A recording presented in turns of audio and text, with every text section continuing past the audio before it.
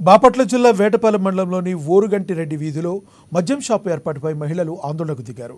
నివాసాల మధ్య మద్యం షాపు ఏర్పాటు చేయడంపై అభ్యంతరం వ్యక్తం చేశారు.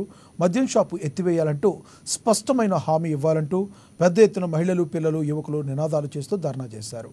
విషయం తెలుసుకున్న Vetapalem station house officer Venkateswarlu తన సిబ్బందితో ఆందోళన చేస్తున్న యువతీ యువకులతో మాట్లాడి సర్ది చెప్పే ప్రయత్నం చేశారు.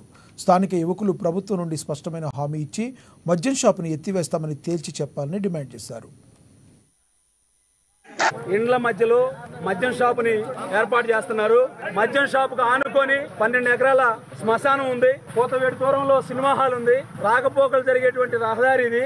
ఇళ్ల మధ్యలో ఎదురుగా ఫ్యాక్టరీ ఉంది. ఇటువైపు శ్మశానం ఉంది. ఎడం వైపున సినిమా హాల్ ఉంది. నిత్యం రాకపోకలు జరిగే ఈ రహదారిలో ఇళ్ల మధ్యలో నివాసాల మధ్య మద్యం షాప్ ఏర్పాటు చేస్తున్నారు. ఈ మద్యం షాపుని వ్యతిరేకిస్తూ ఇక్కడ పిల్లలు, మహిళలు, యువకులు అందరూ కూడా దాదాపు గంట నుంచి ప్రొటెక్ట్ చేస్తా ఉన్నాం.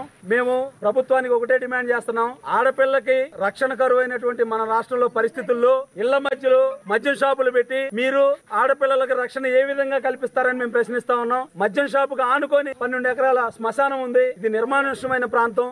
ఈ నిత్యం రద్దీ జరిగే రాకపోకలు జరిగే ప్రదేశంలో ఈ మద్యం షాపుని తక్షణమే ఎత్తివేయాలని చెప్పని మేము కంప్లైంట్